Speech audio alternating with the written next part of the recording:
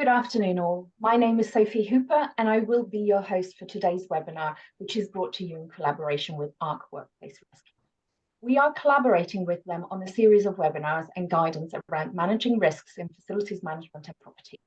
You can still find our last joint episode on structural risk on our NTT webinar pages, and it remains available to watch on demand.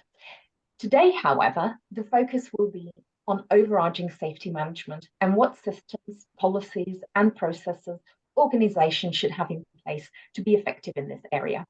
And I'm delighted to have David by my side again, as he's a well-known and respected authority in this area. He will say a few words about himself when he does his presentation.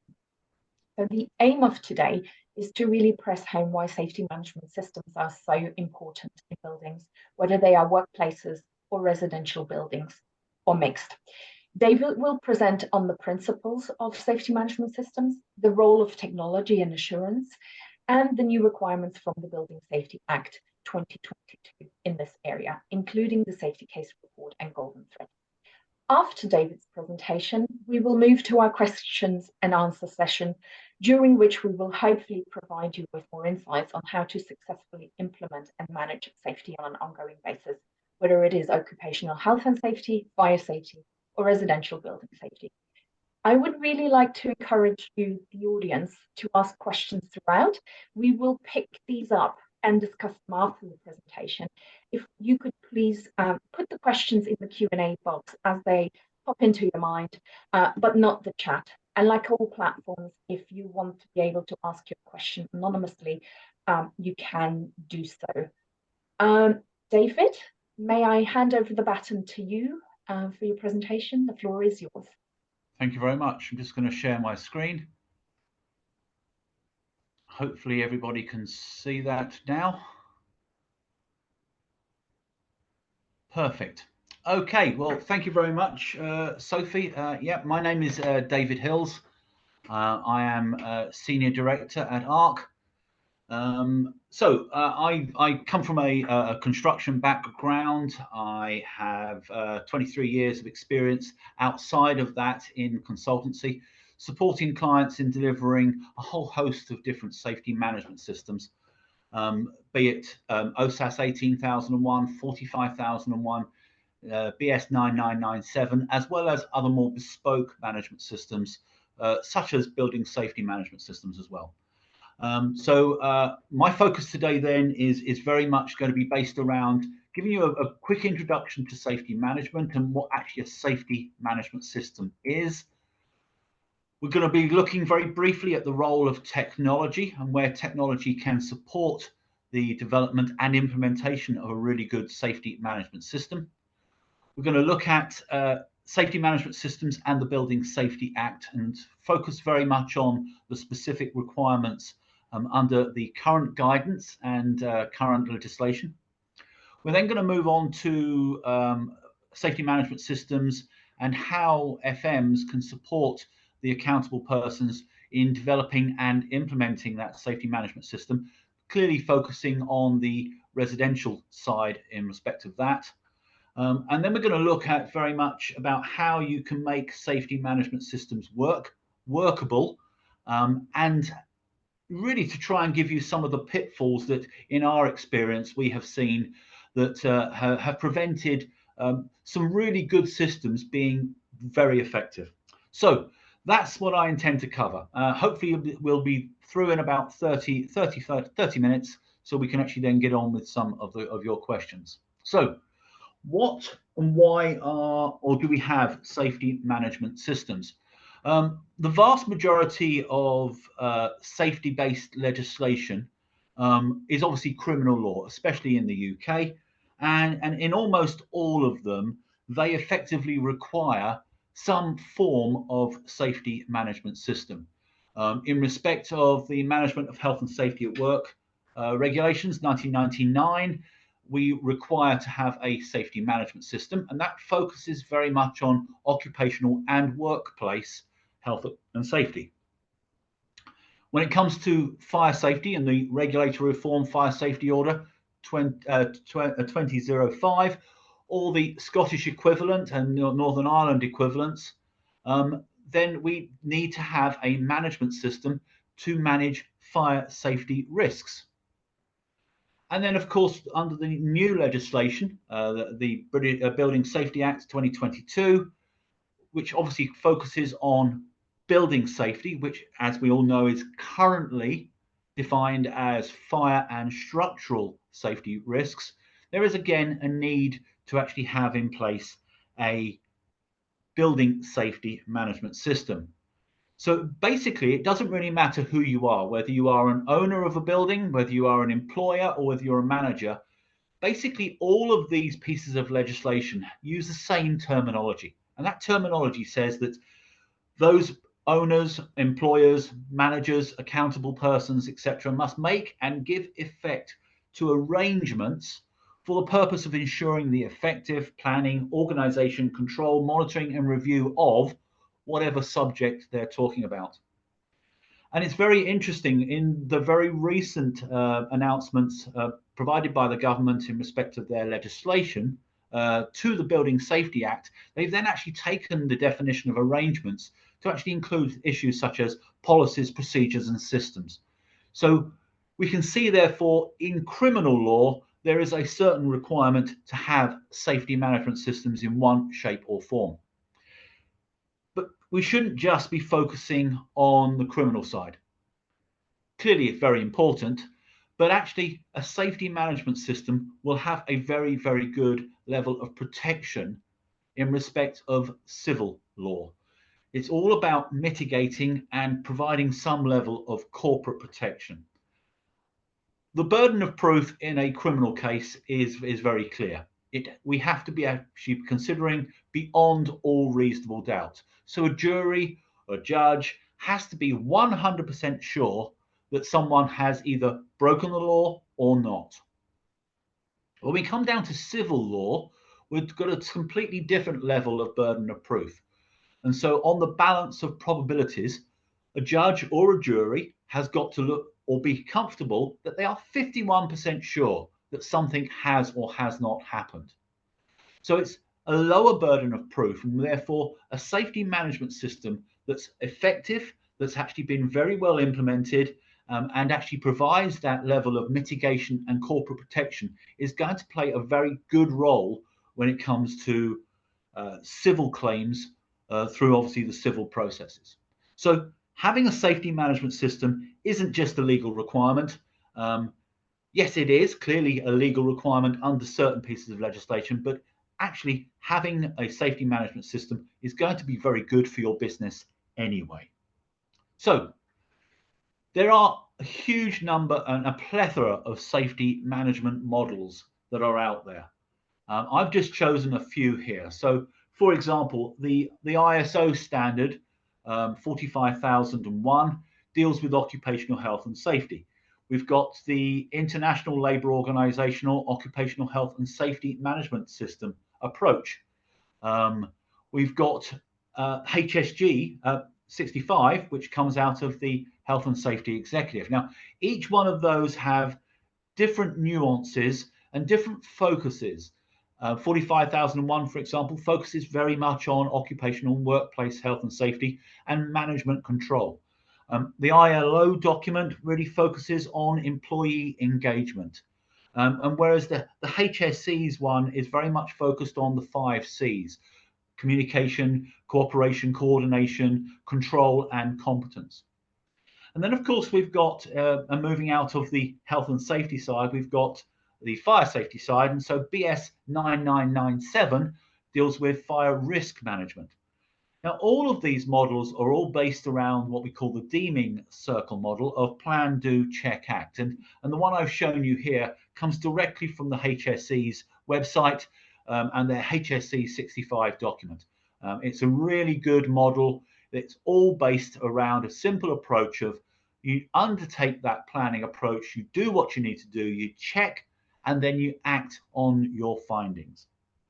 So that's the basic model approach that is mostly being used across majority of safety management systems. Now, there is no legal requirement to follow that process. You can build your own management system and your own model. And some have done that, and some have found it very much more successful and effective. But I would suggest to start off with, undertaking a plan, do, check, act approach is going to be much better for most businesses trying to come to terms with both their legal and civil duties as well. So what is a safety management system then? There are many definitions out there. The simple definition is that it's a organizational wide process and system designed to manage safety risk either in the workplace or in other areas as well. So it's an organizational wide element. And so it comes down effectively to the entity, the corporate entity that is actually dealing with it. We have a poem, a saying, a mantra, I suppose, in our business, that you can't have safety in the process or without people. And in fact, you can't have safety in the people because it's impossible without leadership. And you can't have safety in the leadership without commitment. And so for us, in order to start this whole process off, it's got to consider the commitment from the actual management team. If you do not have commitment from that management team, undertaking, developing, implementing, resourcing, financing, and making sure that any type of management system is effective is going to be extremely difficult. So, safety means many different things depending upon the environment in which you are operating. So safety has been defined, as I say, very simply as being protected from or not exposed to danger or risk and not likely to be harmed. And of course, safety depends, as I said, upon the audience. It depends upon your situation. So it could be an occupational health and safety. It could be fire safety. It could be security safety or terrorist attack. It really does depend. So the most important thing we need to understand is have we got that commitment? What are we trying to protect? And have that basic understanding that actually managing safety doesn't just happen. It's not just going to occur. You need to put in place a system, an organizational wide system approach to develop and ensure that you are delivering against whatever objectives you're thinking of. Now, earlier I mentioned the fact that actually a safety management system can be a legal requirement, and it's beneficial for organizations to actually put in a safety management system to protect themselves on a civil basis. But there are other times when safety management systems are going to be required. For example, contractually, you may be required through whatever you've signed up for in respect of the contracts that you have with your clients and with your supply chain and customer chain, that actually you have to have some sort of system in place in order to maintain safety for that particular environment. So ensuring that you understand why you are doing something, understanding what you are looking to protect, and understanding that it's just not going to happen by itself, that it's going to need input from almost everybody, means that you will start to develop the right safety management system for your particular organization and your particular circumstances. So, as I said, a safety management system can actually therefore be created and fitted to any type of business or any type of industry or sector. And as I said, the vast majority of businesses, especially in the UK, have to have some sort of safety management system. It's a legal requirement. But generally, a really good, effective safety management system will deal with and provide policies, procedures, processes, and very importantly, systems to deal with 5 key particular areas. First key area is to be able to identify what risks you actually are facing, depending upon what you're looking to protect. Is it occupational risk? Is it security risk, etc.? And then determine what appropriate controls you have in place in order to protect the individuals. You then need to be able to define how the organization will manage those risks in the future, and then be able to identify organizational wide management arrangements. What is it that we've got to do in order to keep this wheel moving and that level of protection in place? We need to be able to detail and identify all of the processes that are needed in order to be able to deal with and correct any non-conformances, any specific issues, any lack of control. And then finally, you've all of the systems that I've shown you earlier that are based around the deeming circle are all based around continual improvement processes. How can we make this better? How can we make this more effective, more efficient? How can we actually protect people better? How can we protect more people? So that continual improvement process is really key. So they're the 5 key elements of a really good safety management system. So I just want to go back now to HSG 65 because I think it's a really good starting place for organizations who really haven't focused on safety management and perhaps want to go back to the basics. So the first element in respect of your plan element should be to be able to set out your policy, your statement of intent, and how you are demonstrating very clear management commitment, not only to your internal staff, but to the wider, the wider context, your supply chain, your customer chain, for example. It's then about setting out your policies, that intent, and how you will therefore transfer that and implement that whole process. What plans are you going to be doing? What processes are you going to be putting in place in order to meet those policy commitments, that statement of intent? The first thing we've got to start thinking about, though, is profiling that risk, assessing and understanding what risks you are actually facing. And then getting your organization in place, making sure that everyone has a role and responsibility, that we can deal with appropriate cooperation, coordination between the various departments, the various people, making sure that the right people have the right level of competence, making sure that you've got the right degree of control and that actually you're communicating appropriately as well, in accordance with that statement of intent. It's then getting your systems, your policies, your procedures all in place, making sure that you have the right technology and tools to support you. Now, technology is not always required. We would certainly strongly recommend that technology is going to be key, especially in building safety. But I actually believe you'll see, because of the change in the working environment, that actually technology is even more important now than ever. It's about making sure that you actually understand how well you are performing. So you need to be able to measure performance.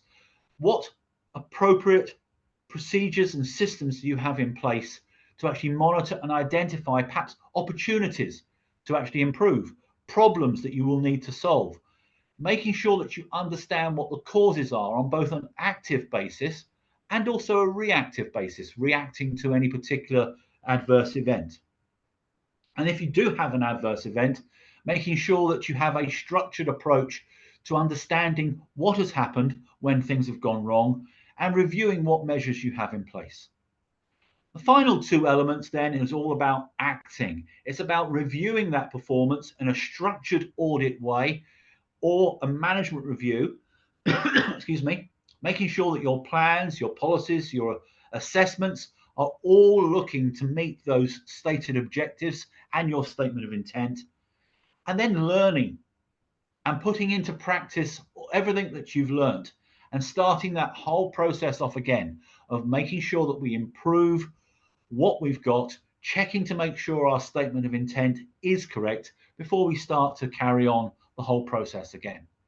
So safety management systems, for those who are not well versed in them, are actually relatively simple processes. They can include a significant amount of work to actually get them to a position where they are working properly, but actually the benefits of doing that are great. So technology, I mentioned earlier that I thought that technology is going to have a major impact, especially where we are talking about Building Safety Act, where it looks like it's going to be a legal requirement or to have some sort of technology solution. But actually, technology in safety management has had a significant change, specifically since the pandemic. That certainly has accelerated the digital and technology changes we're using.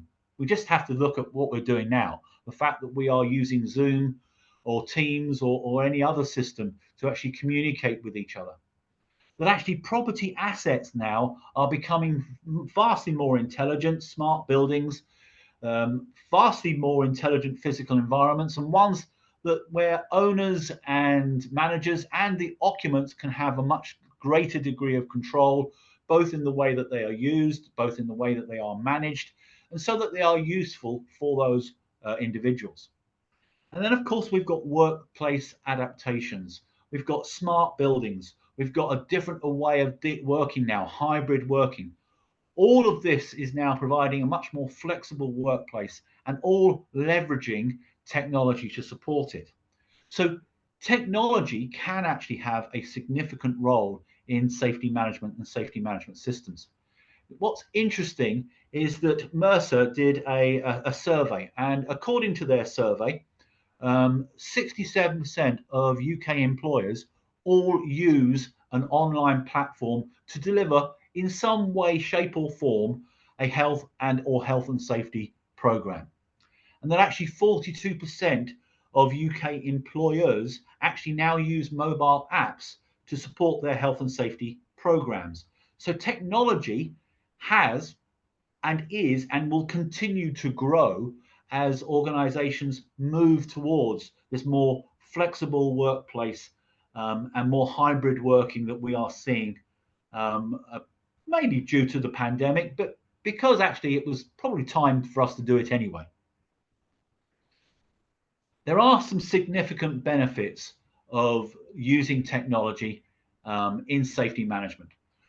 You get a far greater degree of transparency and visibility about your risk position. So you know that when things could happen and when things have happened.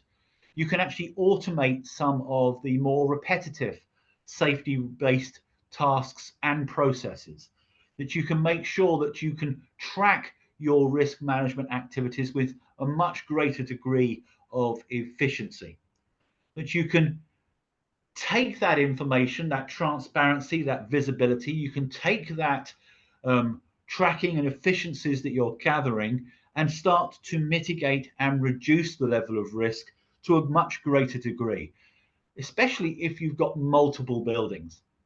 Using technology across multiple buildings means that you can aggregate that information and see where the trends are and what you can actually deal with it. It also means that you can ensure that you are getting good, consistent, and accurate data from those various locations. And it means that you can have a centralized approach, again, allowing far greater degree of management control and input, and very importantly, understanding. One of the things that it's also is very helpful is actually sorting out document hygiene. Older systems that are non-technology based tend to struggle with document control. Document control is incredibly difficult to maintain if you do not have a technology solution.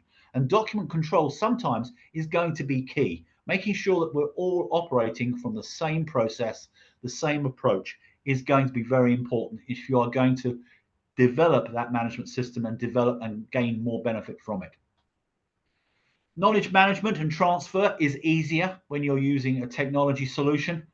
And also it makes the flows that you have and the movement that you have within your system, because all systems rely upon processes and processes rely upon flows and workflows, it makes it much easier for those workflows to actually happen.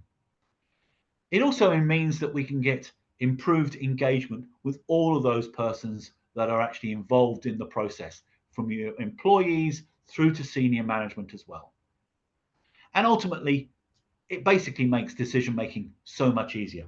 So technology, whilst we see a vast increase in the amount of technology that is being used, we can see that actually a lot of organizations are getting a greater amount of benefit from that whole process. Basically, you can get more done in less time and therefore have some cost savings. So typical systems can be compliance-based systems, risk management-based systems. Our system that we've developed is called CUDA. I can't show you anything else because it's not about today, but really want to focus on now the Building Safety Act and how the accountable person must, and as you can see, you've got the same wording again, must make and give effect to the arrangements for the purpose of ensuring effective planning, organization control, monitoring and review, in this case, of the steps taken. And in that case, we're talking about building safety steps. So steps taken to protect residents in respect of fire and structural safety. And now your building safety management system that you will require if you've got a residential block that's in scope of the Act and you are working on behalf of an accountable person or you are an accountable person, basically is going to form an essential element of your safety case report. Now, how much you will need to actually describe that is down to interpretation and down to the guidance, but you're certainly going to need to have that management system and be able to describe that in a narrative form within your safety case report. And again, the guidance from the HSE as the regulator suggests using that plan, do, check, act approach.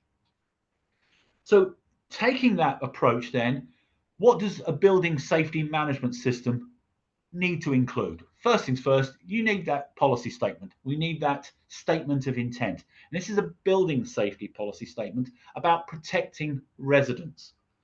It's about making sure that you've got the right roles and responsibilities and competencies. And so everybody knows what they've got to do and what their clear objectives are. But we've got our policies, procedures, and arrangements. They are now legally enshrined within the very recent legislation that's come out for your management activities, for your assessment activities, for your maintenance and your remediation activities, both on a proactive basis and a reactive basis. It's about if you think it's appropriate, although again, it could be that the legislation is going to start talking about making sure that you have some sort of digital or electronic management approach or system. Managing all of the requirements of the Building Safety Act is going to be incredibly difficult without that. Now, at the moment, it's not a legal requirement, but we all know that that's where the government's intent is, and we know that the draft legislation that is currently being reviewed is going to be pushing everybody down. We need to make sure that, for example, we have the facilities, and in this case, we do need an electronic facility for residents to be able to report mandatory occurrences or complaints. Now, these are not the same as RIDDOR. These are all issues relating to what we call safety occurrences and safety situations.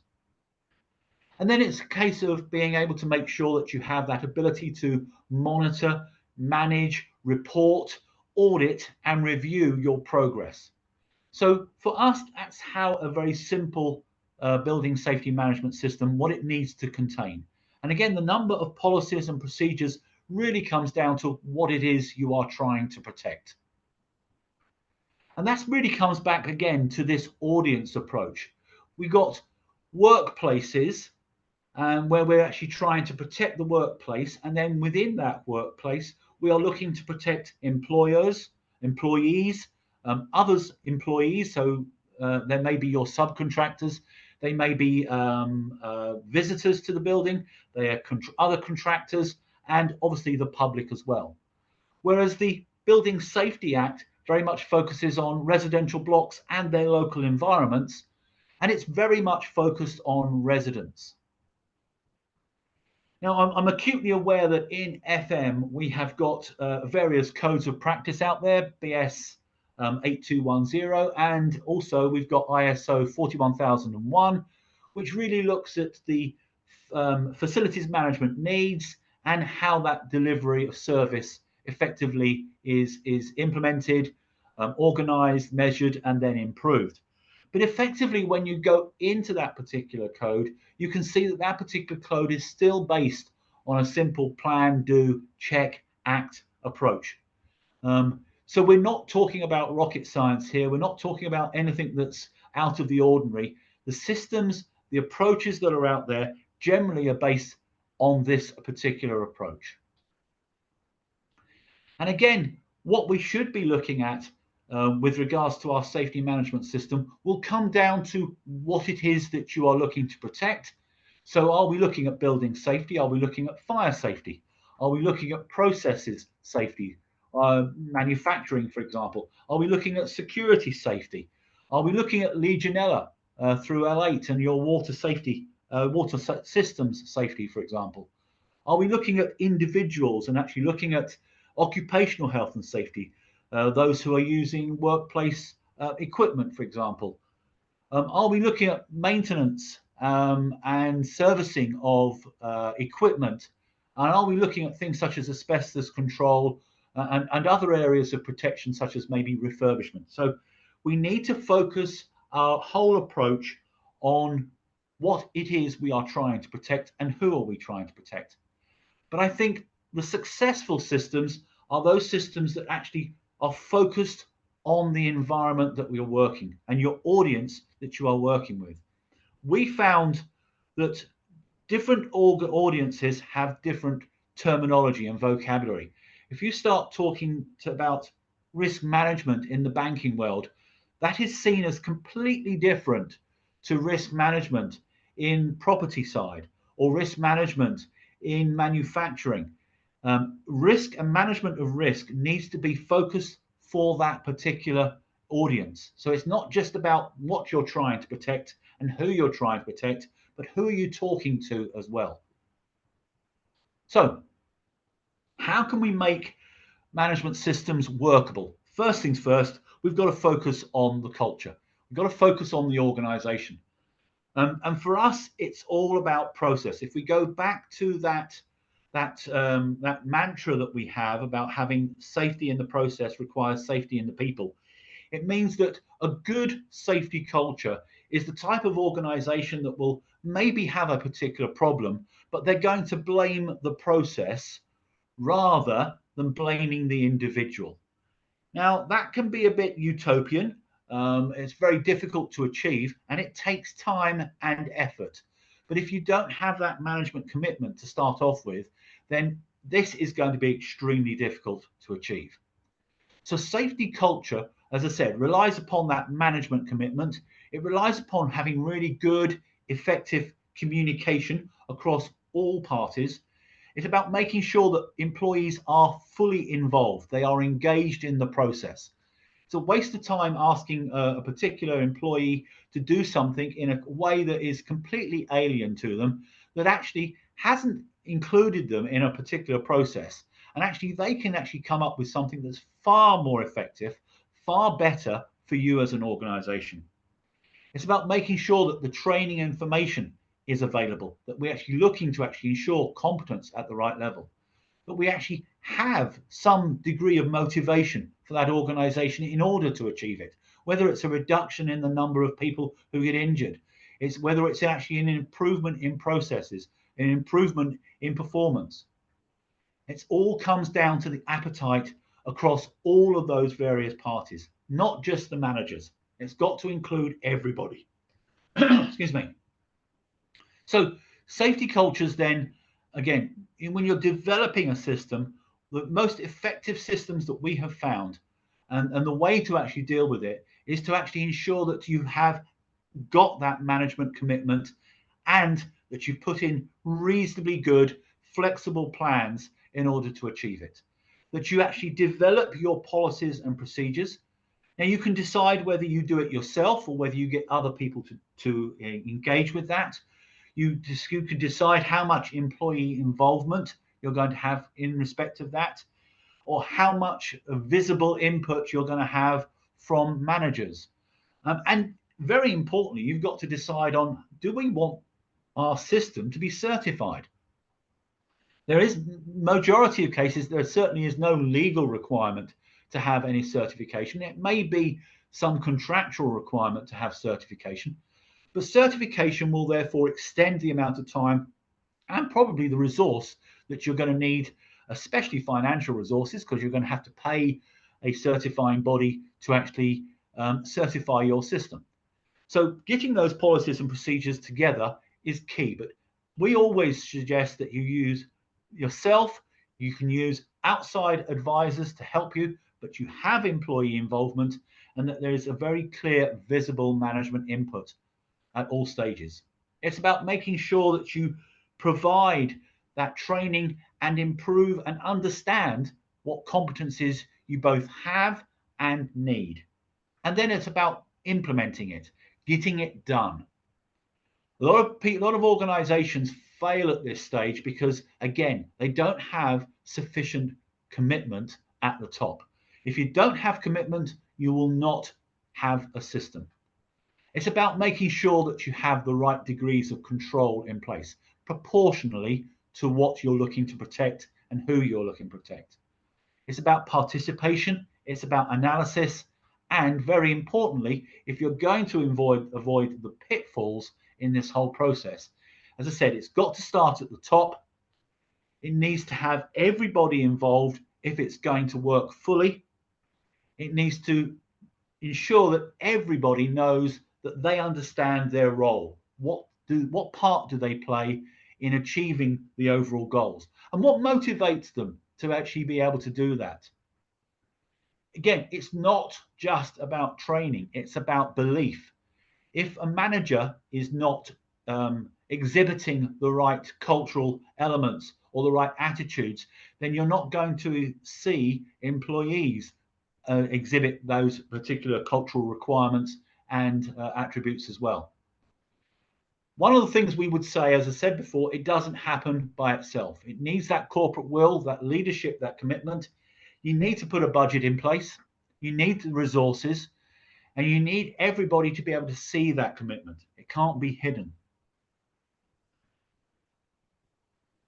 I think the pitfalls that we've seen as well is that actually systems, because of the way and the nature that they operate, tend to fail if you fail to sufficiently deal with particular problems. So if you take one of the plan, do, check, act elements out, your system will not work. And you can take that out down to, for example, the 5 C's. You could have the best control systems in place, but if you've got poor cooperation, then your system is not going to be effective. You can have great cooperation or coordination, but if you've got poor communication, then your system isn't going to work. So hopefully that's given you a good flavor and understanding of safety management systems, how they work, and how they can be very easily developed, although they need that commitment going forward. Sophie, back to you. Thank you very much. Thank you, David, for that very insightful presentation about what key principles are. Now, we've got a range of questions that we've received, and I'll be very keen to discuss. Obviously, the audience, please, quick reminder, if you want to ask more questions, please pop your question into the Q&A box. Now, the first question that I've got, it may look a little bit simple, but there's some thinking behind it. How long does it take to develop a safety management system? That's an extremely good question. And I'm going to give a typical consultant's answer to start off with and say it does depend.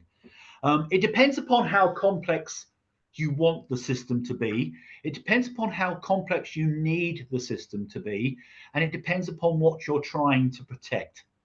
An organization that's got very, very large amounts of processes, or a building that's got a large amount of different types of technology or systems, etc., will require a greater degree of development and systems and arrangements, and therefore policies and procedures in place.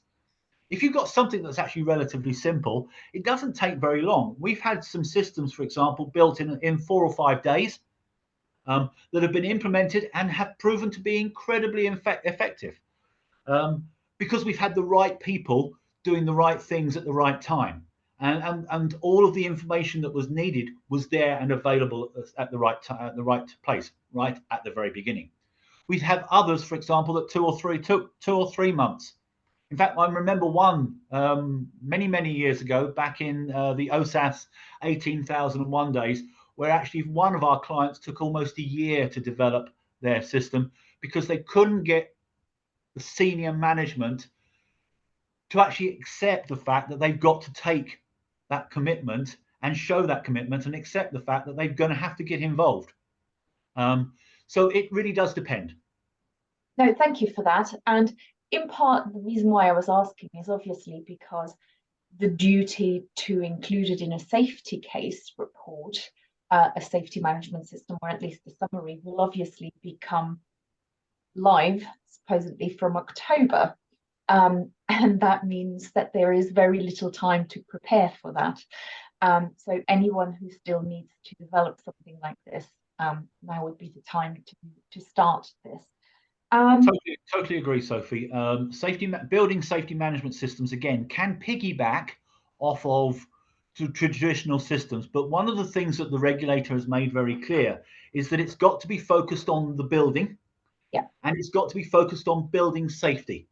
So just accepting the fact that your ISO 45001 certified system, okay, great, we've got it, but that isn't for building safety. That's for workplace safety. So there's going to be a need to do more than just accept the fact that you've got something in place already. Brilliant. Thank you for that. Now, pretty big question. So I'm going to try and unpack this. Actually, Chris has asked a bit of a follow-up question on the time taken to create a system. As these systems are subject to ongoing development, at what point do you consider one to be fit for purpose to launch? Is there a list of checks? No. The time when you go to launch is effectively when you believe that when you are clearly understanding the risks that you are dealing with, that you believe that you've got the right level and degree of commitment, that you've got the right level and degree of training and competence in the staff in order to achieve your stated goals, and that you've got the right level and systems in place in order to be able to measure how well you're doing. That is when we've been talking to our clients. And again, it does come down to an individual element for that particular organization. Now, unfortunately, there is no checklist. There is no, whilst I've seen some say, oh, yes, you can do it at this stage. It doesn't work for every organization. Horses for courses, unfortunately. Thank you. So back to the big question that I'll try to break down that was next on the list. You've already hinted at a little bit of an answer to this, but what are the key questions FMs should be looking out for developing safety management systems? And actually the first kind of broken down piece is how much of it is a desktop exercise? I think if you just rely upon desktop exercises, this should not be a tick box exercise. It's criminally required, health and safety wise, in almost every workplace, and now is going to be required within people's homes if they're covered under the Building Safety Act. This has to be a system that is developed and has been implemented that's going to achieve some desired goals. Those goals have got to be very clearly understood. So I think before any organization commits to actually embarking on the development of a system, what they should really be focusing in is what is it we are trying to achieve here? Is it compliance and compliance only? Is it compliance plus? And it could be, for example, that you need to look at compliance plus because your contractual arrangements may require that. So first thing that we always look at with organizations, what is their end game? What is their ideal that they're actually looking for? What is it they want to get out of this whole process? Having that at the beginning of the process actually makes the whole process of developing it so much easier. Right. A little bit of a follow-up question on that. You've obviously talked about getting buy-in from senior management, and that commitment needs to be absolutely embedded there. But when you develop the safety management system and you look at the different areas that you really need to take into consideration, who would you say are the critical stakeholder in the development of the safety management system? There's a terminology that I like to use, and we at Ark we use, which is called FIRE, FIRE. So the F means that someone who's got financial control. So you need somebody there who's going to be able to provide the resources that you need, be it human or financial resources. You need people who are going to be able to influence the whole process. We need people who have to have that relationship across all of them, and you have to have the end users as well. So it's very difficult to give you individual posts, but certainly you need an organizational setup that allows you to bring all of those individuals in, because effective systems have the people at the top who will clearly want this, and it's got to be wanted by the people at the bottom. And I don't like using bottom, because bottom and top, we can turn it on our heads, and we can actually put our employees at the top and our managers at the bottom, because they should be the ones who are protecting the employees. So it doesn't matter where you are in the organization. We need someone who's got financial control. We need people who can influence. We need the relationship, and we need to include the end user. Brilliant. That's a great little no puns intended mnemonic trick, FIRE.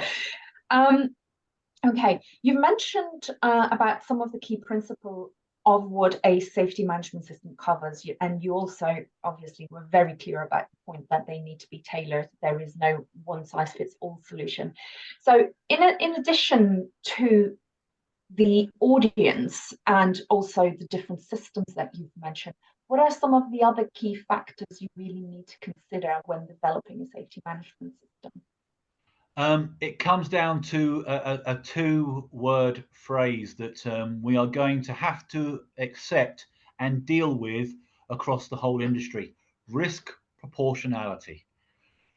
We need to make sure that our safety management system is proportional to the risks that we actually have. I saw a management system about 6 weeks ago, 6 or 7 weeks ago, which had significant numbers of policies and procedures, half of which were not applicable to the workplaces that they were actually designed for.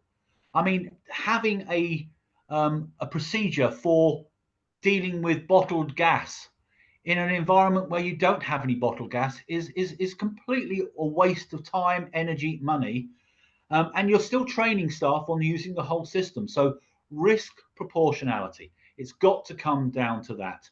What is it that we are looking to protect? What is it we need to do in order to provide that level of protection? And how are we going to deliver that with the resources that we've got, with the competence that we've got? And so therefore focus on those key areas. Brilliant. Thank you, David. Now, there are a few questions around the Building Safety Act, but before we do that, there is a question here from a person. Is there legislation on building safety management systems expected to be mirrored in Scotland, Northern Ireland, particularly with a residential element? And what are the specific names of the Act standards? Very good question. Don't know. We don't know how Northern Ireland are going to be dealing with it, because Northern Ireland don't have a system at the moment. It's moribund at the moment, and the way that Scotland are dealing with this, they are relying upon current and also some new legislation that they're looking at. But very much, as far as they can see, is that they've got a system that's going to operate for them. So I can't give you a specific answer in respect of Scotland and Northern Ireland. We know that Wales, the Synod, have set out their own white paper on this particular approach, and they are looking to deal with the building safety in a slightly different way to English authorities. But again, nothing in writing as of yet in respect of any legislation. Thank you, David. You stole my thunder there on Wales.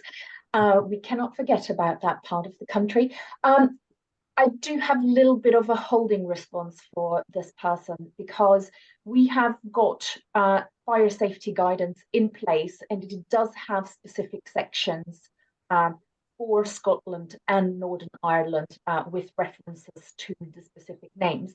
However, I will also take away some of the activity because some of this is ongoing and therefore I can't provide you with the names yet, but we will make sure that this information will remain up to date for the future. So perhaps come back to the building safety hub that we have in future, and we will continue to push it out through news items when we have got more information. Thank you for that question. Oh, you're welcome. Another question. Where can people find out more about the competence of the people that they should be engaging in the area? What competence should we Okay, be for? there are some superb documents out there, especially now that we've got the new PAS 8673, 2 and 1. But I would suggest one of the important documents, if you're talking about building safety, we should be looking at PAS 8673.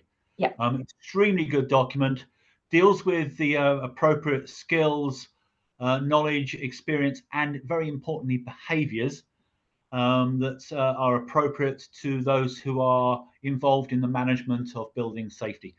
If you are dealing with other areas such as development, then the other two that I mentioned is very good. Looking at individual professional bodies, many professional bodies do have their own competency frameworks. And those frameworks in many instances have been based around BSI Flex, which is great. Again, another superb document to actually look at. But some really interesting methodologies and approaches are available from various industry bodies that are also particularly helpful. Thank you, David. And you're quite right to remind us of our own professional standards in this area. And the BSI Flex was kind of the overarching document that kind of set the litmus test of what competence should be, at least, or competence framework should be considering. Exactly. So PAS 8673 is very much aligned with the BSI Flex 8670. Right. I've got a very specific question here around in workplaces, what areas of risks and activities usually fall within the scope of the safety management system? Okay, so I always split management systems into two areas. You've got management control, where you're actually looking at how does the organization plan and do. So how are we identifying our risks? How are we identifying what competence we have and what competence we need? How are we setting out our organization? So there are a set of key policies, procedures, arrangements, whether they are written down in a policy document, whether they are workflows and process flow diagrams, it doesn't really matter. As long as we've got something that actually allows us to understand how the organization is managing. And then the next element is what I like to call operational control. And what we mean by that comes down to what is it specifically we have in a particular situation, process, a particular building that we need that particular process for. So, for example, in a building safety management system, I would suggest you probably need something in respect of structural safety. You're going to need something in respect of fire safety, be it your active systems, be it your reactive systems. It's probably a good idea to have a process to how you're going to deal with changes to your particular building. So it really comes down to where in the process, where in the whole system does it sit. If, for example, you are undertaking Legionella testing, you would want to have, for example, a process on how you actually undertake that, how you record it, and how you therefore report what you need to report. So it comes down to the individual processes that you are actually undertaking. Generally, It's around about 14 to 15 standard management-based processes, procedures, policies, whatever you want to use in that basis. The operational control side can be anything from 4 or 5 systems up to, I mean, we saw one the other day, for example, there was about 45 different processes and procedures because of the nature of the activities that they actually undertook. Thank you. That's great. Turning to the Building Safety Act and Part 4 on the occupation phase, really. Where does the duty to develop the safety management system lie, David? Okay, the actual duty is in Section 84 of the Building Safety Act, and obviously that's going to be reiterated in secondary legislation. We had a new piece of legislation came out on the 17th of August, which looked at that particular part of it and gave us a little bit more insight into what particularly the safety management system needs to be able to do or how you should be using it. So the whole process of that safety management system has to be embedded within the organization. Sorry, can you just remind me of the question again? Sorry, I was Where the duty duty. lies Sorry, to yeah, the develop duty. the So the duty relies very heavily upon the accountable person. So each accountable person within that building needs to be able to have their own management system. And therefore, the principal accountable person needs to be able to understand and have access to those management systems, because after all, the principal accountable person has got to be able to provide a narrative of how the building is being managed by the various accountable persons. And that poses some difficult questions and difficult scenarios. If we've got multiple management systems, are they all working together or are they working in opposition with each other? So that is a very interesting situation. But yes, accountable persons have to have their own management systems. Brilliant. That, of course, begs a very tricky question for how to make it available to the regulator when you have many different suppliers helping you to fulfill your duties. What do you think, David, the situation will be? Should all of the safety management systems be included within the safety case report? Well, okay, so the safety case report is a narrative document. It's a document that is justifying to yourself to start with, and then to other parties, but it's justifying the safety of that particular building and the residents now and in the future. And that's why the management system is so key to that particular part. So being able to describe that management system and describe the systems that are being used to implement it is going to be essential. Yes, you will need to actually include everybody's within it. Do you need to include a copy of each one? No, you do not.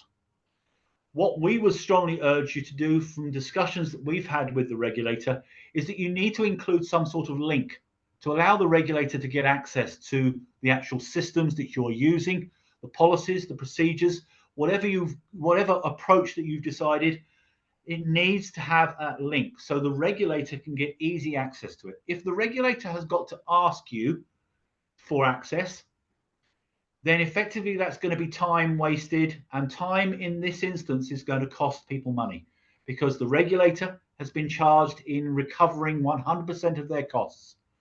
So every hour that they spend on a job, on a review, on reviewing a safety case report, for example, it means there's going to be more cost to you as the accountable person. So we strongly advise that within your safety case report, a good narrative, a brief description of the system, how it works, what you're doing, and then links to it for the regulator and others to be able to get access to it if they need to. Thank you, David. We are quickly running out of time. I just want to quickly answer James Marsh's question, or allow you to do that. Would an on-call nurse accommodation within a hospital come under residential? Not at the moment, no. Under the current guidance, hospitals are excluded. An on-call nurse is one nurse. It seems like it's one area. If it's two, then again, you would probably have to go back to the regulator, but with the current guidance that's out there, no, it's not included. David is absolutely right. For the occupation phase, hospitals don't fall under the remit. One of the things that we do need to be mindful, of course, is that for things like works, etc., hospitals do fall under other parts of Yes. the requirements of the Building Safety Act. So that is something that you do need to take into account, like the FSO will be applicable, and the information would need to be handed on to other responsible people. Right, I am afraid we have to draw this to a close. So, David, I've got to thank you once again for your brilliant expertise and sharing it, insight as well, because I know that you do have close relationships with the regulator. Thank you as well to our listeners and for those asking questions. It keeps us on our toes, but hopefully it also shares some further insights. A recording will be available for anyone who wants to listen again or share with friends and colleagues.